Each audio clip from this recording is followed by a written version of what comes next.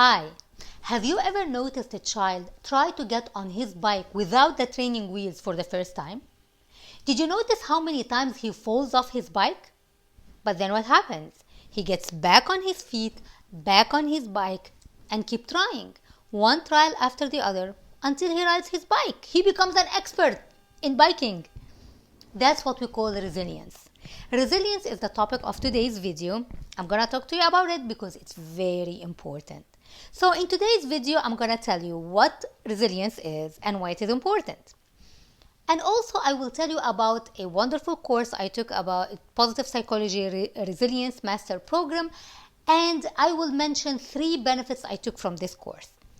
Then I will tell you how I apply the tools that I learned from the course in real life situations with my clients.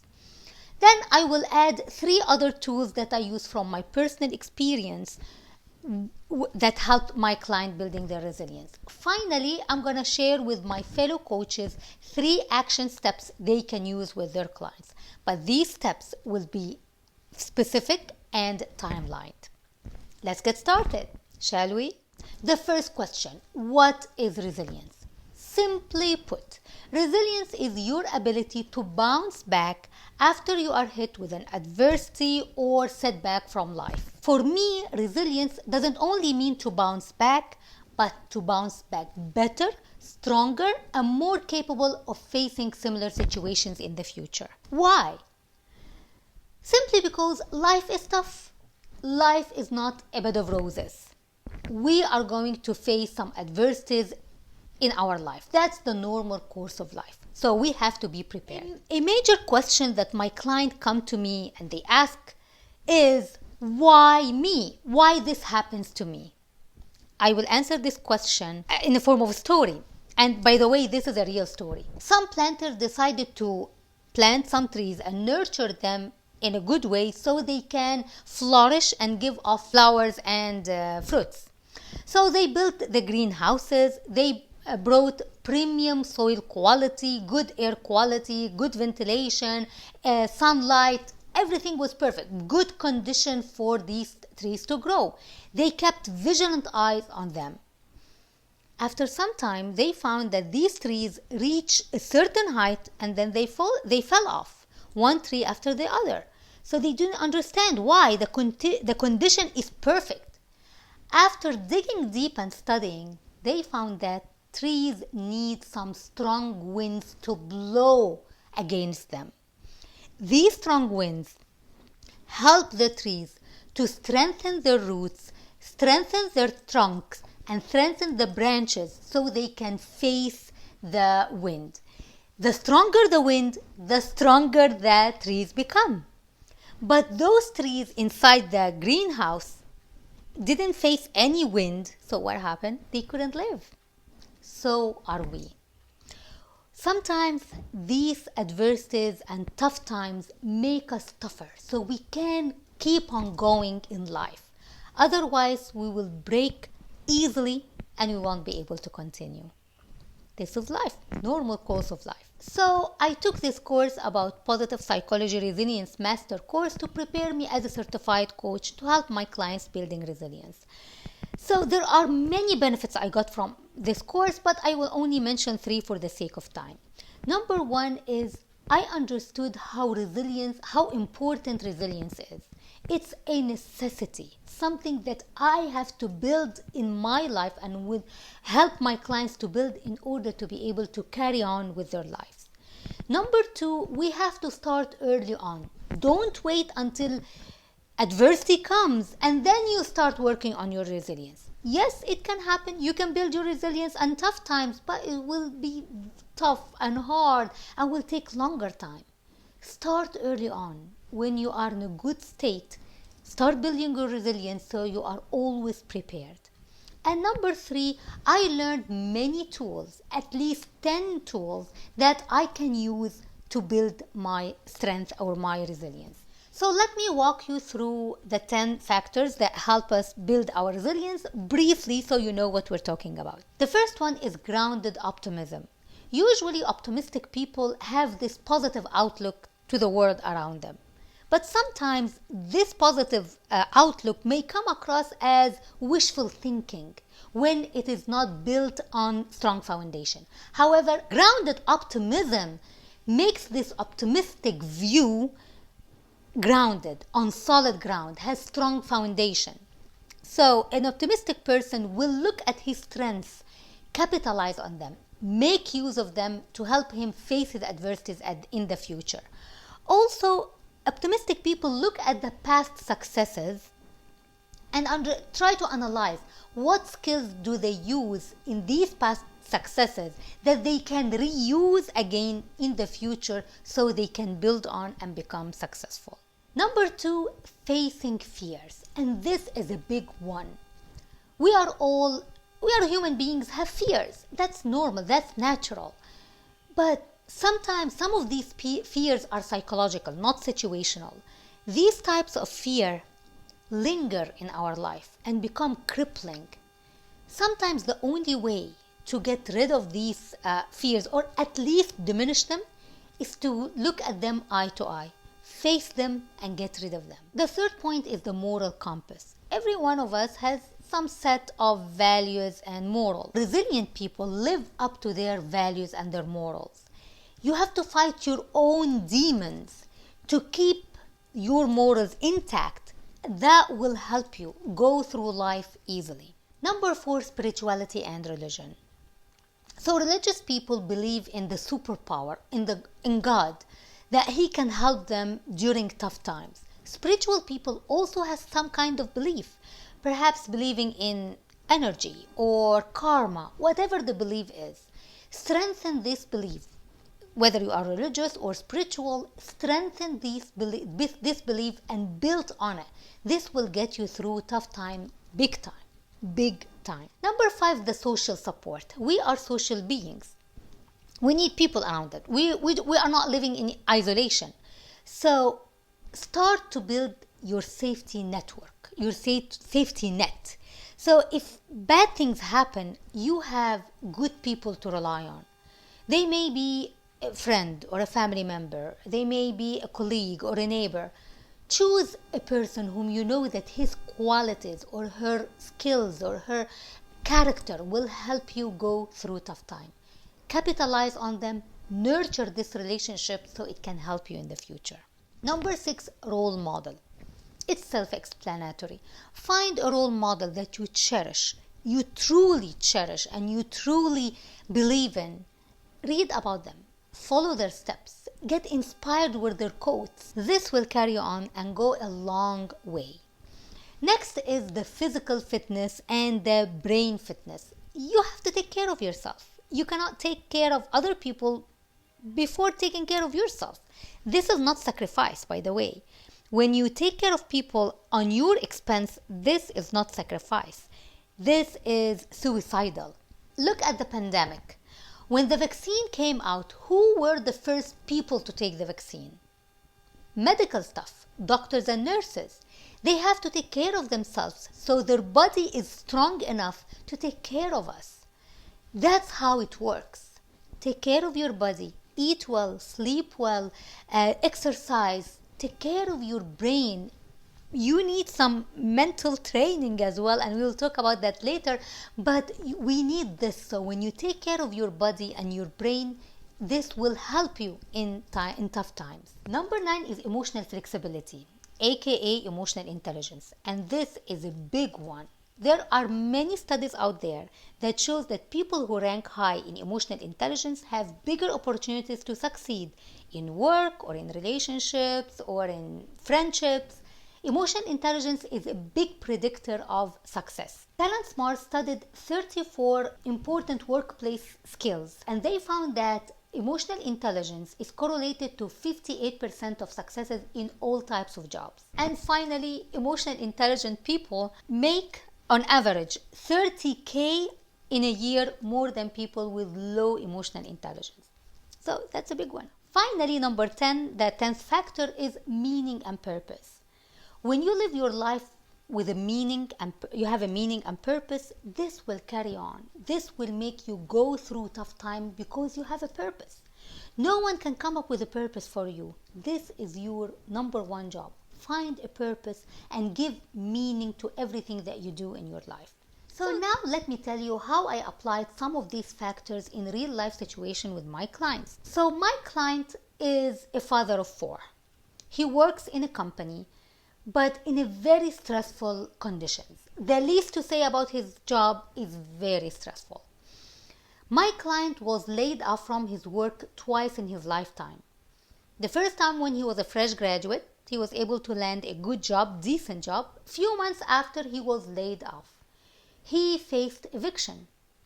He couldn't pay his rent, so he was in the street.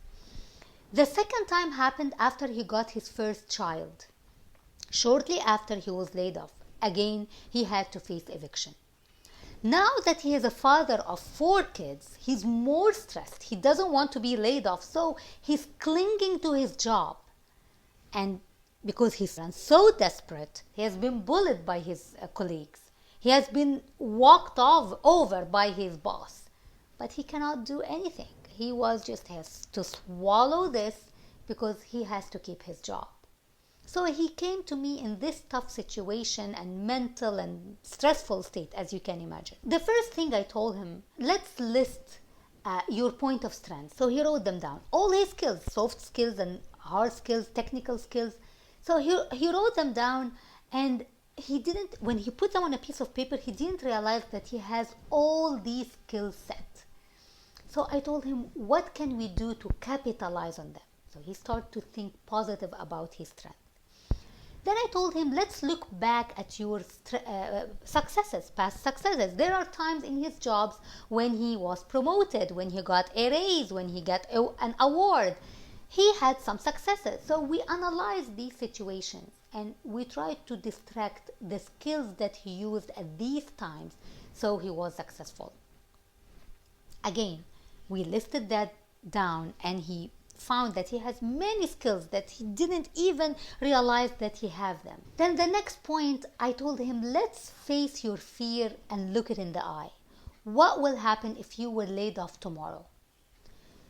Of course, it's a stressful situation, but he started to live these moments. We lived it together, because when I coach my clients, I live with them the same situation. I go through the tough times with them. So we lived this experience together. We imagined what will happen. He went through the emotional turmoils that he will go through. And then when he became calm, we started to think rationally.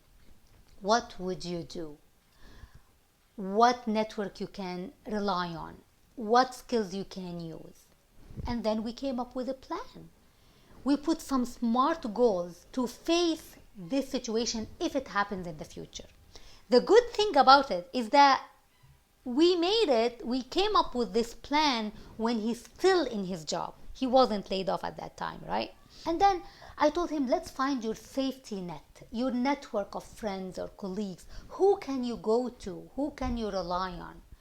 So he pointed 1 or 2 people in his life, and I told him, let's work on these relationships. Let's nurture these relationships. Because he was so stressed in his work, he didn't have time to work on relationships. But now that he knew the importance of relationships, he started to build them. He went back to his friends. He called them again. He went out with them. He strengthened this relationship because he will need it in the future. Then we talked about the physical exercise. And because of the stress he had at work, he completely neglected his needs. So we revived his needs again. What does your body need? What does your emotion need? What do you need?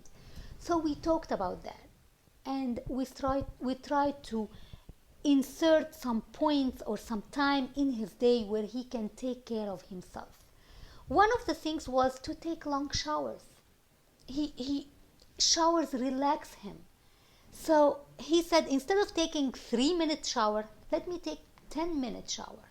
That will help me through the day. That will refresh me. So very small steps, but it helped him and carried him through. Now, because he's less stressed at work, he started to stand up for himself. And he stopped the bullies, his colleagues who bully him, in their tracks. And he told his boss that these conditions are not working for him and he needs to change that. And believe it or not, his boss listened to him. He was able to turn his situation around in his favor when he became more rational, less stressed, and more capable and more resilient. Now let's move to the next point. What other tools I use with my clients outside what I learned from the course? The tools that I use is start by yourself, silence your inner critic, and start with small steps. One of them is to start by yourself. You have to start exactly like the example I gave you about the nurses and medical professionals who took the vaccine first. You have to nurture yourself, build your resilience before you build the resilience of your kids or your students or your colleagues or your employees.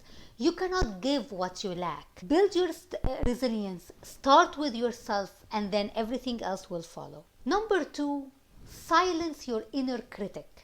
Every one of us has this critic who has this soft voice that keeps telling us that we are not enough, we cannot succeed, we will not achieve what we want, we don't have what it takes to succeed. Stop your inner critic, challenge them, silence them so you can move on. Your resilience will double when you silence your inner critic. The third point is to take small steps, just small steps every day.